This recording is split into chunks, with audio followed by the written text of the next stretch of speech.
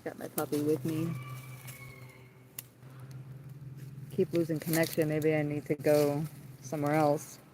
I'm in my own little like private nook area thing. And it's been really hot here.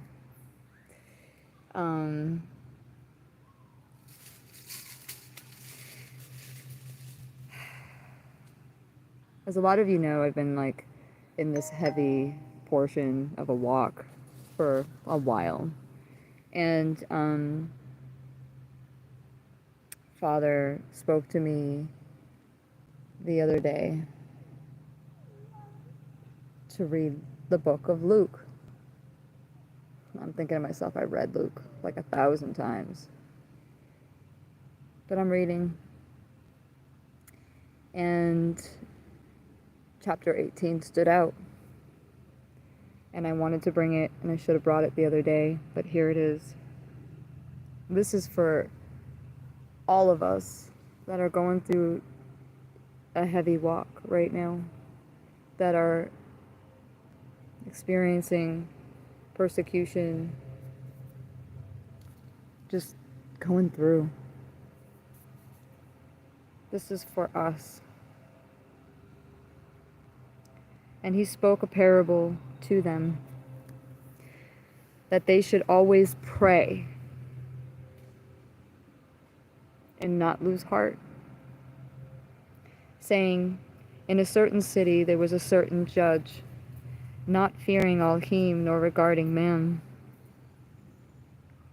And a widow was in that city, and she came to him saying, do right to me on my do right to me to my adversary. And he would not for a while, but afterward he said within himself, even if I do not fear Elohim nor regard man, yet because this widow troubles me, I shall do right to her, lest by her continual coming she wears me out. And the master said, hear what the unrighteous judge said. Shalom. And shall Elohim not do right by all means to his own chosen ones who are crying out day and night to him and being patient over them? I say to you that he shall do right to them speedily, but when the Son of Man comes, shall he find the belief on the earth?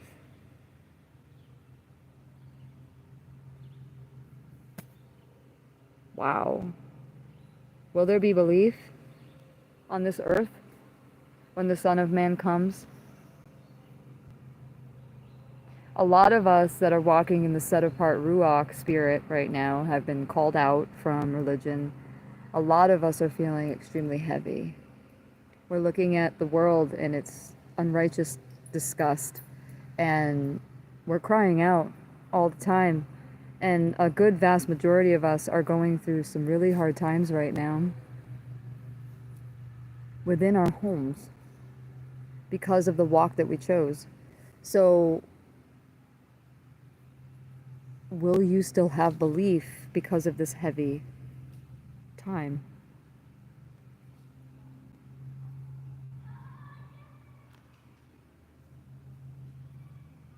That's the question. Are you still going to be patient, cry out and pray, and hold your belief? Hello. And so then he said, and he also spoke another parable to some who relied on themselves that were righteous. So now it's going to be flipped. Those who are walking righteous. Shalom, shalom.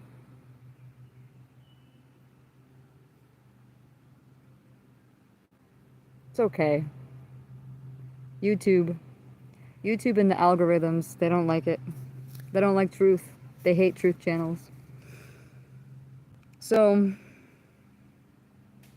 he spoke another parable to some who relied on themselves that were righteous and looking down on others. How many of those have you met? People walking righteously, but looking down on you. And you are walking righteous as well. Even if you're not walking righteous right now, right? Sun glare. Are you looking down on people? Because we're not. In the end, y'all, we are sinners. No matter what. Even if you repented and you took up your stake and you're following after your Mashiach. Some people call him Christ. We're still a sinner. He perfects us and he makes us righteous over time through lots of refinement. I am not who I was. I am not the same person. And if you were to look at who I was before and compare me now, I even look different. It's incredible, the transformation that Father does. And I'm a living testament, because I was the worst of the worst sinners that you could look at. You know, like, terrible. And so a Pharisee stood and began to pray with himself. This is Luke 18, by the way. A Pharisee stood and began to pray with himself this way: Elohim, or God, I thank you that I am not like the rest of men, swindlers, unrighteous, adulterers, or even as this tax collector, because this tax collector was standing next to him also praying up on the high mountain. But the tax collector, standing at a distance, because Pharisees couldn't stand next to anyone, they were so righteous, you know, would not even raise his eyes to heaven. Shalom. He wouldn't even raise his eyes to heaven, but was beating his breast, saying, Elohim, show favor unto me, a sinner. Humble. I say to you, this man went down to his house declared right, rather than the other, the Pharisee. For everyone who is exalting himself shall be humbled, and he who has humbled himself, shall be exalted.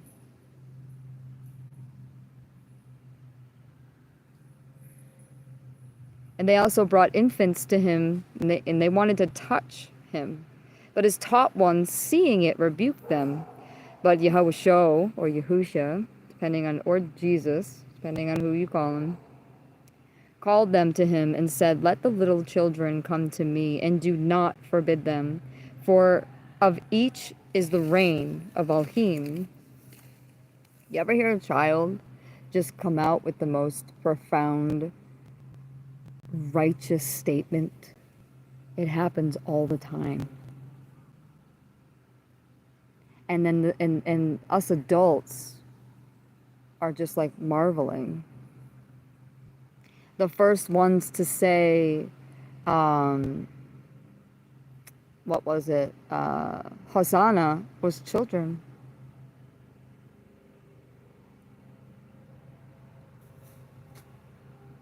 Then the rest of the crowd followed. From the mouth of babes. Truly I say to you, whoever does not receive the reign of Elohim as a little child shall certainly not enter into it. And a certain ruler asked him, saying, good teacher, what shall I do to inherit everlasting life? So Yahawah said to him, why do you call me good? No one is good except one Elohim. You know the commands: do not commit adultery, do not murder, do not steal, do not bear false witness, respect your father and respect your mother. This is in Shemot, or Exodus 20, and Deuteronomy 5. And he said, all of these I have watched over from my youth. So here we have a righteous person in Acts, right? Like he watched over all of this, right? But, and hearing this, Yahawah said to him, yet one you lack. Sell all that you have and distribute it to the poor, and you shall have treasures in heaven. And come, follow me." And the rich man went away, crying, because he couldn't part with his worldly possessions. You can't bring your worldly possessions with you wherever, when you go. When Father calls you, it is not you and your house and your things and your car and your money. No, that goes to whoever you leave it to. They get to enjoy your wealth. So why not enjoy life now and live simply? Give it all away. Follow him. That's what he's saying. Why have these worries when you can just follow me and worry about that, instead of having all of these worries about this growing old or that getting moldy or this getting rusty, right? But when he heard this, he became intensely sad, for he was extremely rich. And when Yahushua saw that he became intensely sad, he said, "How hard is it for those who have money to enter into the reign of Elohim?" Because they love their money more than anything. They can't even depart. You ever meet someone who won't even depart with his money or her money? They won't even spend it on you. They'll expect you to spend your money, but they won't even touch theirs. I've met a couple. And it's a sad, pitiful case. It's really pitiful. For it is easier for a camel to enter through a needle's eye than for him to be saved. And his apostles go, "Well, then who can enter in?" And he says, anything is possible with Elohim.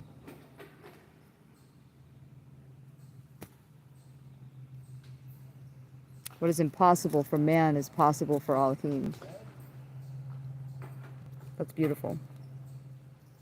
I wanted to bring Lucas 18 because a lot of us are crying out like this persistent widow. A lot of us are like, where is our justice?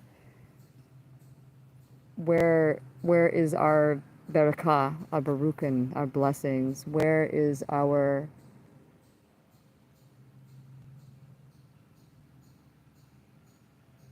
shalom? Let's say shalom, or peace. A lot of us aren't experiencing this right now, and you have some people saying, well, this is not right, because if you're walking in Father, you should be in constant peace, constantly blessed and filled up. In my ruach, I am at peace in my spirit. I am filled up. But the circumstances around us cause us to feel a different way, even though we have this peace that surpasses all understanding. And then we have to somehow learn this joy and go on singing and praising Father when this world is so heavy. So let that be a thought for you. Go and read Luke 18. It's beautiful. And have a shalom-filled day. You are loved.